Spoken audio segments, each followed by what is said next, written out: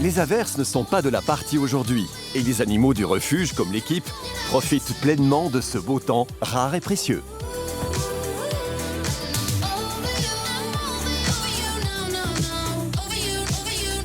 Mais Tiffany sait que pour un des pensionnaires, le cœur n'est pas vraiment à la fête.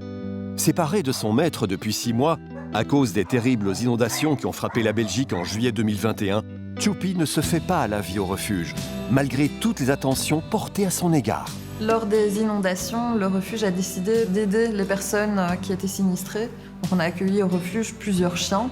Donc généralement, c'était pour de courtes durées, le temps vraiment de trouver une solution, peut-être chez des amis, dans de la famille. Il est pressé, notre choupi.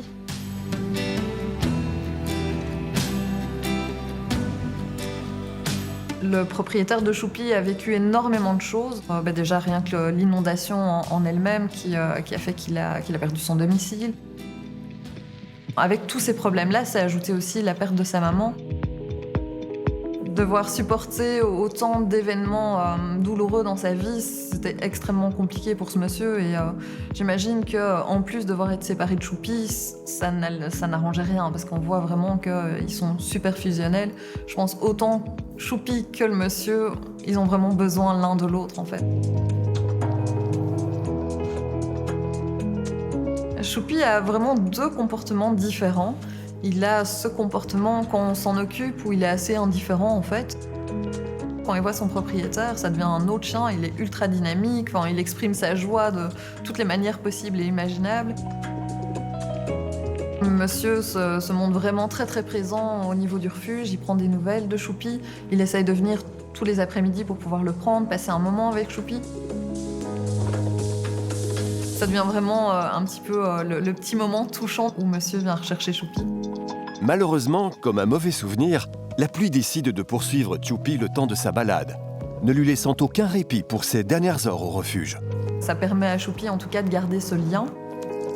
Donc là on croise vraiment les doigts pour se dire « Allez Choupi, tiens bon, encore quelques jours, quelques semaines, ça va aller ». Tu vas voir ton papa aujourd'hui, hein, chouchou? Oui. C'est le grand jour du retour chez papa. Et finalement, oui, le jour arrive où Choupi et son papa vont pouvoir se retrouver. Nous, on a vraiment fait un grand rond sur le calendrier en se disant c'est le jour de Choupi. Pour nous, c'est un jour vraiment super important et on espère que Choupi va profiter vraiment de ce moment. Et ben voilà, on est presque sec. On est presque sec. On est prêt. On n'attend plus que papa tantôt.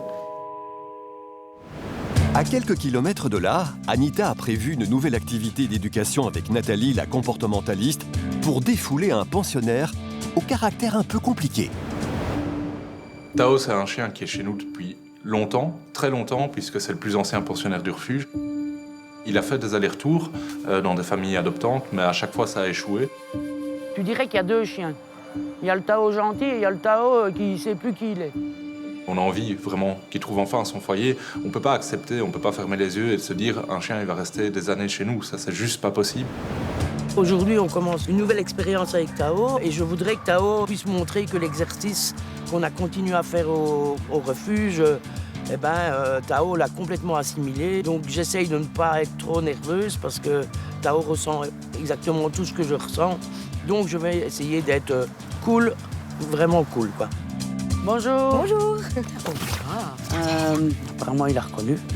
Quand je revois Tao, je vois déjà une très très belle évolution. Alors la première chose, c'est qu'il m'a reconnu. Il est instinctivement venu voir ce que j'avais dans mes poches parce que j'ai des belles récompenses appétantes et donc il l'a senti. Donc ça confirme cette idée aussi qu'il a un très bon flair. Et puis je suis très agréablement surprise parce que je lui ai proposé et tendu ma main et la première chose qu'il est venu faire, c'est venir toucher effectivement ma main. Donc c'est l'exercice qu'on avait mis en place la dernière fois. Donc je pense que le refuge a fait à peine quelques exercices et il a tout très très bien intégré. Donc Anita, aujourd'hui on va faire du man training. Donc on va apprendre à Tao à rechercher une personne en particulier. Le traceur du jour, c'est Tracy.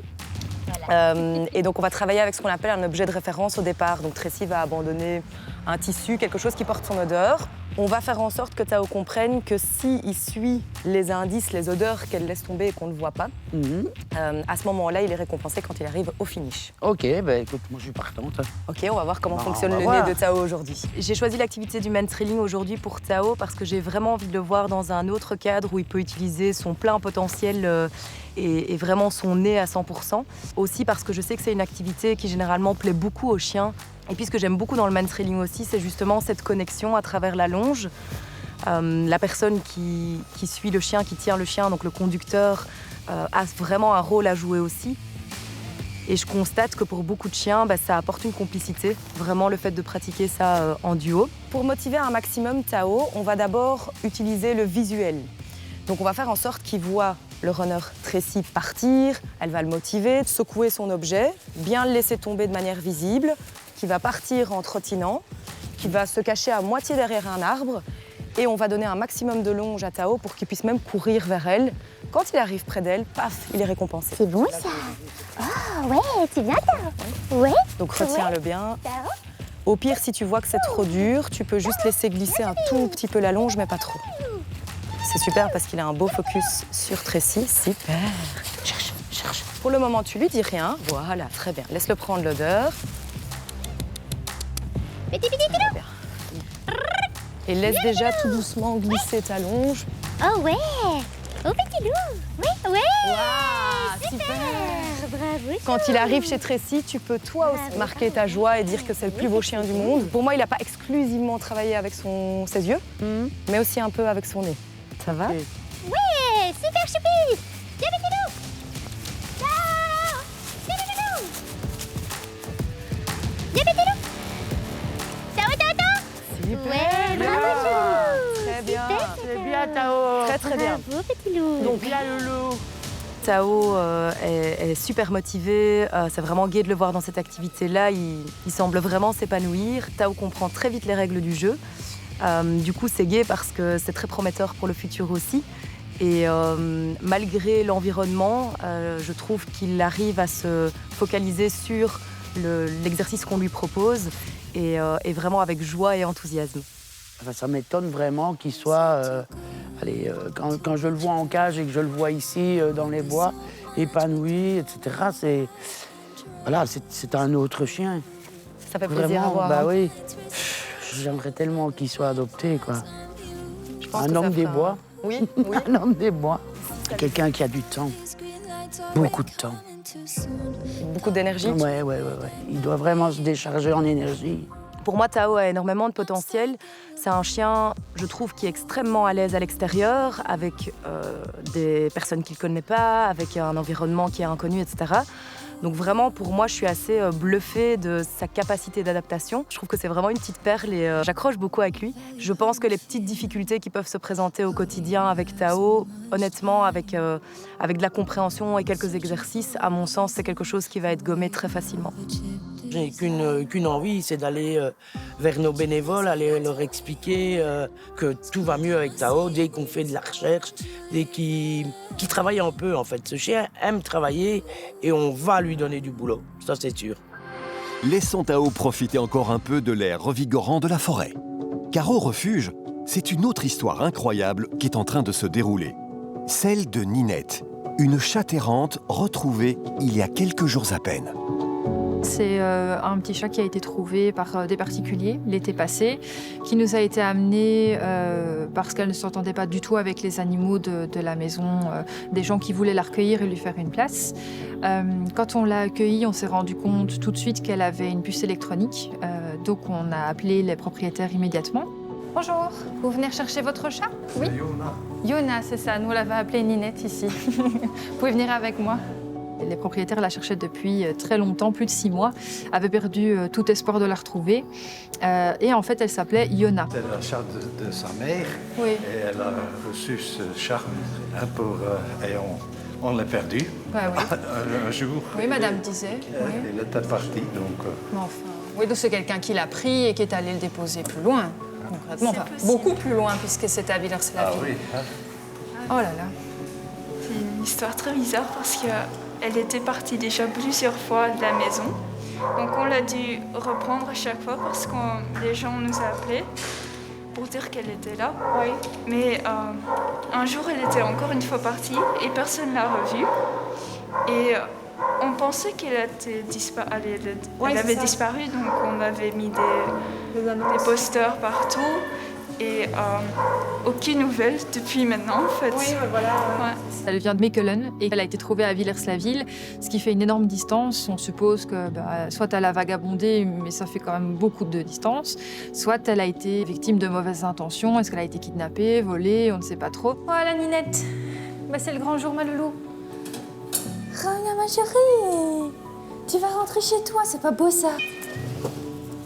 Les chats ont beau être des animaux territoriaux qui peuvent parcourir de nombreux kilomètres sans jamais se perdre. Dans le cas de Ninette, et après autant de temps passé, la probabilité de retrouver ses maîtres était extrêmement faible. Comme ça, on la sort un petit peu. Ces retrouvailles sont inespérées.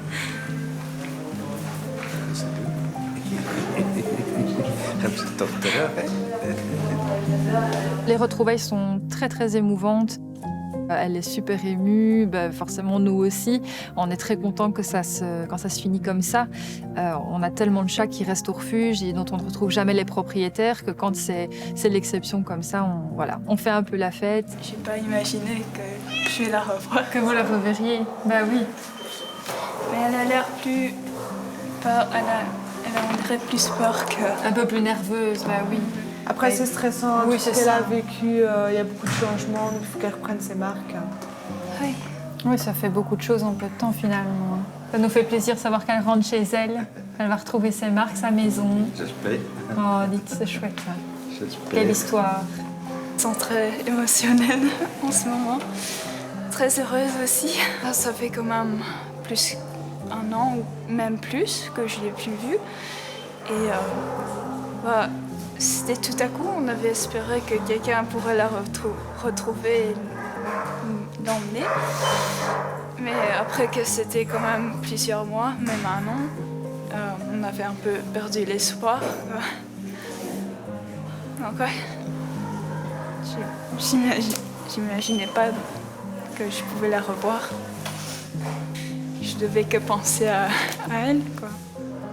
Elle est très précieuse pour moi parce que c'est le chat de ma mère. Donc ouais.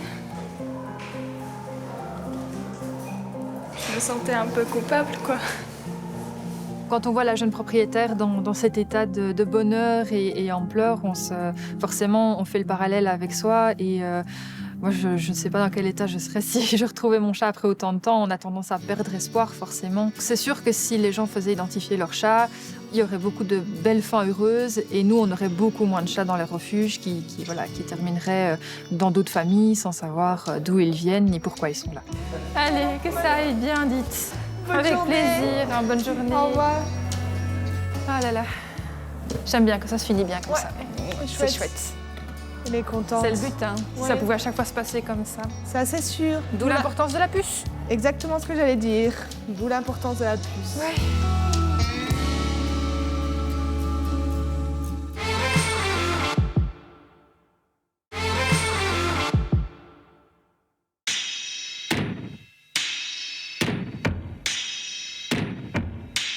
L'après-midi réserve d'autres belles surprises pour les pensionnaires du refuge. Et c'est au tour de Rocky de mettre ses qualités à profit. On va sortir Rocky aujourd'hui. Dans le cadre de la thérapie assistée par l'animal, Rémi, éducateur spécialisé au centre neuropsychiatrique Saint-Martin, est venu accompagné de Dominique, un de ses patients, dans l'idée de travailler sa confiance en soi au contact du chien. Dominique, contrairement à d'autres résidents où c'est un peu plus compliqué, il est bien ancré dans la réalité. Et donc c'est un atout d'une certaine manière pour lui demander justement d'accomplir des tâches dont les autres résidents ne sont pas capables. Donc rappelle-toi, il va beaucoup tirer. Ouais, je sais. Presque jusqu'à l'étouffement. Ah ouais, je sais. Et donc il faut faire des pauses régulières, ça va? Ça va. Allez Rocky, viens. Ah doucement, non. J'ai souvent tendance à choisir des profils de chiens un peu plus compliqués. Rocky, en l'occurrence, c'est un chien qui demande une posture autoritaire et c'est des chiens qu'il faut apprendre à canaliser. Et pour apprendre à les canaliser, on se doit justement de se contrôler, de maîtriser ses émotions, de gérer un peu son tempérament, donc d'avoir une posture d'assurance tout en restant self-control, quoi. T'inquiète pas, joli. Tu passes bien ta main complète dedans. Ah oui, t'inquiète. Ouais. Voilà. Joli. Tranquille. Et faut que tu tires régulièrement des coups secs vers toi, quitte même à t'arrêter volontairement. Faut pas hésiter à le cadrer, tu vois. Faut qu'il comprenne qui c'est qui contrôle. J'ai souffert des années d'alcoolisme et dans ma période d'alcoolique, je n'avais aucune notion de ce que c'était la responsabilité. Et un chien me permet d'avoir des responsabilités. Merci. Voilà. S'il tire de trop, voilà. Calme-le un peu. Voilà, très bien. Tu le calmes. Et là, non. Rocky. Ça, pareil, hein. Si à tout moment il essaie de sauter, tu vois. Oui, je sais. Il veut essayer de pincer ou quoi, tu le recadres immédiatement. Rocky, tiens. Voilà, super. J'ai toujours été timide, c'est ma nature, j'ai toujours été timide. Mais le fait d'avoir un chien autour de moi, près de moi, ça me procure une certaine confiance. C'est du win-win parce que lui va apporter beaucoup de bien-être, de la resocialisation à l'animal, et l'animal va lui apporter la revalorisation qui lui manque peut-être au quotidien ou dont il a manqué dans son parcours de vie avant d'aboutir chez nous.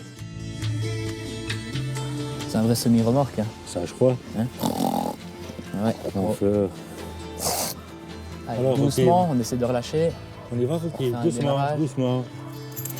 Doucement, Rocky. Ouais. Ça restera toujours son problème. Ah oui, je sais. Et par le biais de l'animal, des chiens ici en l'occurrence au refuge, eh ben, on facilite justement cette relation qu'on peut avoir avec nos résidents. Et on crée des liens, ça dénoue complètement la relation et c'est ça l'objectif de la médiation animale. T'en penses quoi de Rocky? Depuis la première fois qu'on l'a sorti? J'ai déjà plus confiance en lui déjà. Ouais, t'étais un peu... parce que t'étais un peu craintif au début. Parce qu'il était... Et tu sais pourquoi on prend des chiens comme ça maintenant? Non, pourquoi?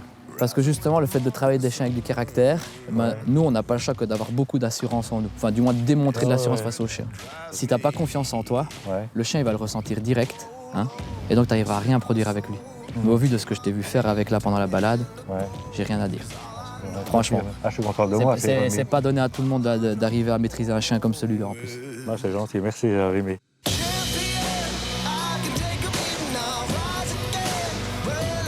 Mon gros problème dans ma vie, c'est aussi la solitude. Donc déjà aussi, le chien permet d'avoir comblé cette solitude. Et c'est ça qui me donne cette volonté. Ça, c'est mon rêve de gosse. Avoir dans le futur mon chien, mais ça va m'occuper de mon chien. Allez, contrôle-le, doucement. Tu vas direct à l'escalier. Notre but, évidemment, c'est, quand c'est possible, c'est de mener nos patients vers une autonomie la plus grande possible, même la plus complète. Ça reste rare, hein, il faut être réaliste, mais quand des patients quittent notre institution, c'est la plus grande des victoires.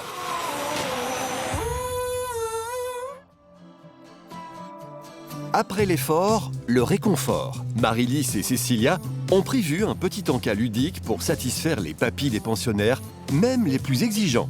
Une bonne idée pour occuper l'esprit de celles et ceux qui n'ont pas encore eu l'occasion de se dégourdir en promenade par ce temps pluvieux. On prépare des kongs avec Marie-Lys. Donc les kongs, c'est des petits instruments en silicone dans lesquels on remplit de choses appétantes pour les chiens, qu'on leur distribue en fin de journée pour les occuper.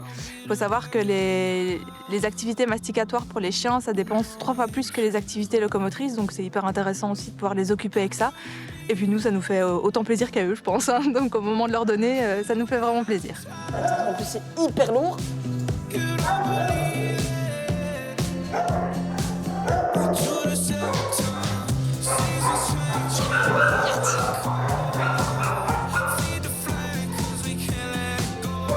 Comme Luna, ouais.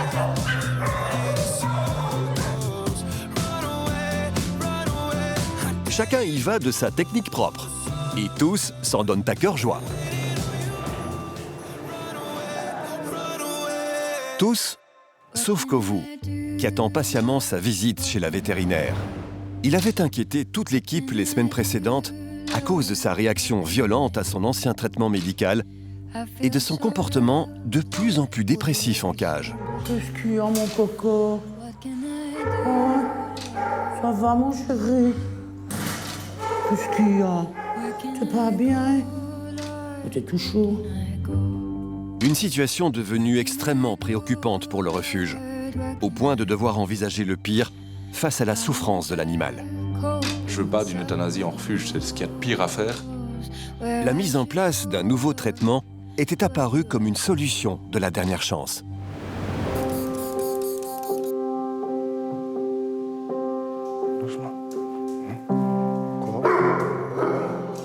Oui, avec lui, moi d'habitude, il me voit à la grille, j'ai facile, je rentre pas parce qu'il se met comme ça. Ben, le premier placement, c'est moi qui l'ai fait, il était adorable. Et au niveau comportement, il n'y avait rien à dire, il n'y avait rien qui... Enfin, franchement, un chien hyper cool. Au début, oui, je savais le manipuler, mais on faisait ce qu'on voulait avec. Ouais, il s'est dégradé avec le temps. Il a vécu vraiment des moments difficiles dans son passé. Il a vécu des adoptions qui ont échoué à cause de son comportement. Et puis, il a aussi vécu beaucoup de problèmes de santé, puisqu'il est allergique. Et donc, il a eu plein de traitements, il a eu plein de visites, de check-up, d'examens, etc. Donc, ça n'a pas été facile, vraiment, pour lui au refuge. Comme le dernier traitement n'a pas fonctionné, on a appliqué le nouveau traitement on a changé, que tu as préconisé. Ouais. Tout à fait. Un peu le traitement de la dernière chance. Oui. Nous, les retours qu'on a au niveau de l'équipe, c'est que niveau comportement, ça va mieux.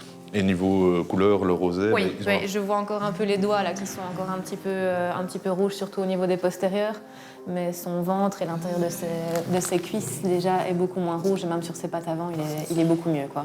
Ça a l'air quand même vachement positif, non? Oui, il y a eu une belle amélioration, parce que c'était vraiment catastrophique la semaine passée. Donc, en une semaine, c'est pas mal, quoi. S'il est stabilisé, on peut dire qu'il y a encore des années devant lui avec un traitement efficace. Voilà, tout à fait. Les nouvelles sont vraiment bonnes, donc non seulement au niveau de sa peau, ça va mieux, mais aussi au niveau de son comportement. Donc on a un chien qui est finalement plus en souffrance. Et donc c'est assez étonnant, parce qu'on pensait pas que ça allait aller si vite. On continue comme ça? On continue le traitement comme on avait prévu, avec la diminution des doses. Et me le remontrer peut-être chaque semaine, comme ça on voit l'évolution, la progression. Et en tout cas, là, c'est bien parti. On a déjà des beaux résultats en une semaine. Super.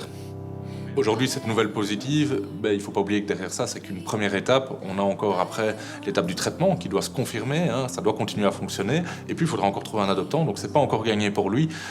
Mais en tout cas, c'est bien parti pour que ça marche. Kovu voit enfin pointer une lueur d'espoir après un long parcours semé d'embûches. Et qui sait, un miracle en amenant un autre, il sera bientôt temps pour lui de trouver un foyer qu'il acceptera tel qu'il est.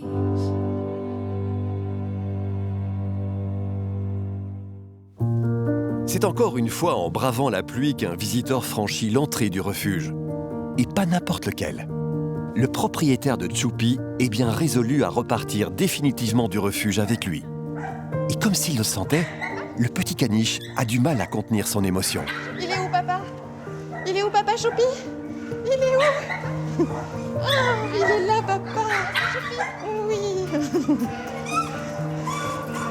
Je suis vraiment super soulagée de voir Choupi pouvoir enfin retrouver son propriétaire. C'est vraiment quelque chose qu'on attendait depuis très très longtemps, parce qu'on voyait bien que malgré tous nos bons soins, c'était pas là où il voulait être. Il voulait clairement être avec son papa.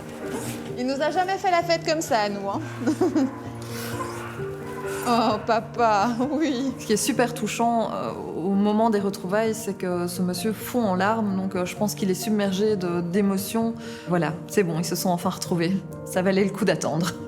Ça fait quand même 5 mois que Choupi a plus dormi chez vous. Ça va être quelque chose. Trop d'un coup aujourd'hui. Oui, vous avez eu beaucoup d'émotions. Et votre maison, maintenant, ça va? Ça a pris du temps aussi, tout ça, mais... Et lui, il attendait ce moment avec impatience. À mon avis, là, il pense peut-être que tantôt il revient. Mais nous, on sait que c'est fini. Il ne revient plus, non. On a la maison maintenant. On voit vraiment ce petit chien super heureux de le retrouver. C'est quelqu'un qui s'implique beaucoup dans sa relation justement avec son chien et qui montre qu'il ne veut absolument pas le perdre. De Choupi, vous recevez beaucoup d'amour. Ça, c'est incroyable. On voit beaucoup de chiens quand ils retrouvent leur propriétaire qui sont super contents, mais Choupi, c'était quand même exceptionnel. C'était tous les temps de midi, la même intensité dans les retrouvailles. Ça a toujours été fusionnel avec lui. Bah oui, mais ça se ressent. Un coup de cœur au départ. Est-ce que vous l'aviez depuis tout petit, Choupi?